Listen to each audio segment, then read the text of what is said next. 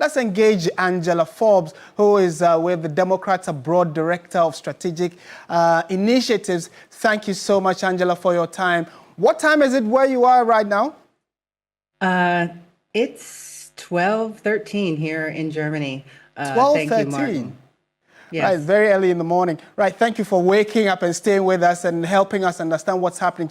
To start with, how has the Kamala campaign gone? We know that when she took over from Joe Biden, Biden's votes, the popularity as compared to that of Donald Trump was not as strong. But since Kamala took over the baton, she ran a very good race. What would you say her high points have been throughout the campaign period? Yes, Kamala Harris has run an excellent campaign. I would say from the very beginning until now, I would say the Democratic National Convention was a high point.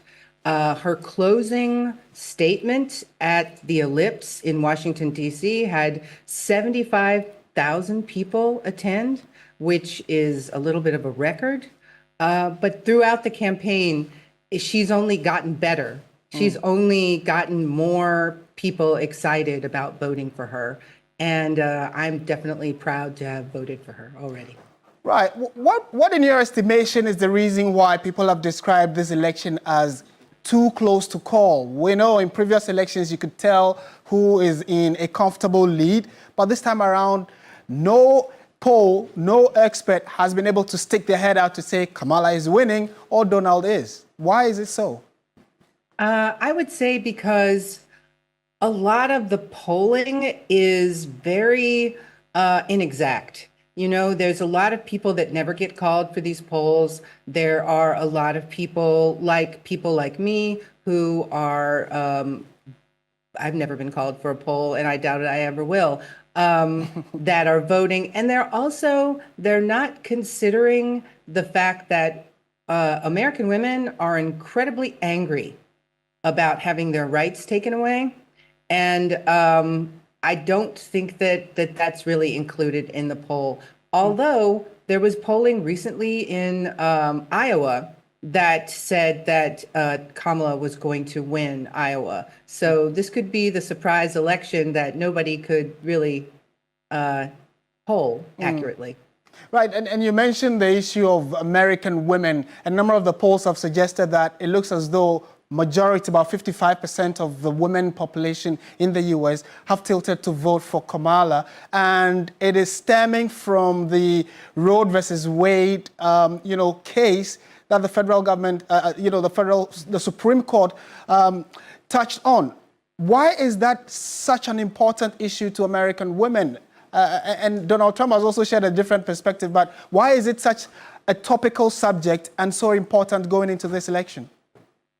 It's an important issue because women thought that their rights for their own bodily autonomy was secure. And once you start taking rights away from people, where does it stop? Also, the maternal mortality rate has increased dramatically in the United States because people aren't able to access what should be routine health care if you have a miscarriage or some other kind of problem with your pregnancy. And this is incredibly, for me as a woman, this is incredibly horrifying to know that if I go to the wrong state and I'm pregnant and I have a problem, that I could die. I feel for my daughters, I feel for my nieces. Also, I think that men don't like the idea that if their wife is pregnant, that she could also die because she can't get proper medical attention. Right. Clearly, it's quite important to women. And maybe in wrapping up this conversation, one other key issue of contention is that of immigration. And Donald Trump has said it plain and clear that he is against the number of influx of illegal immigrants coming into the U.S. It looks as though the Democratic Party is a bit liberal when it comes to issues of immigration.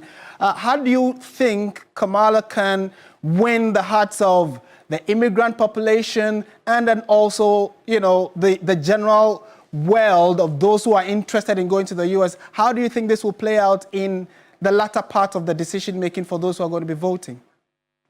Well, I think people have to realize that during the Trump administration, he said he was going to build a wall and have Mexico pay for it.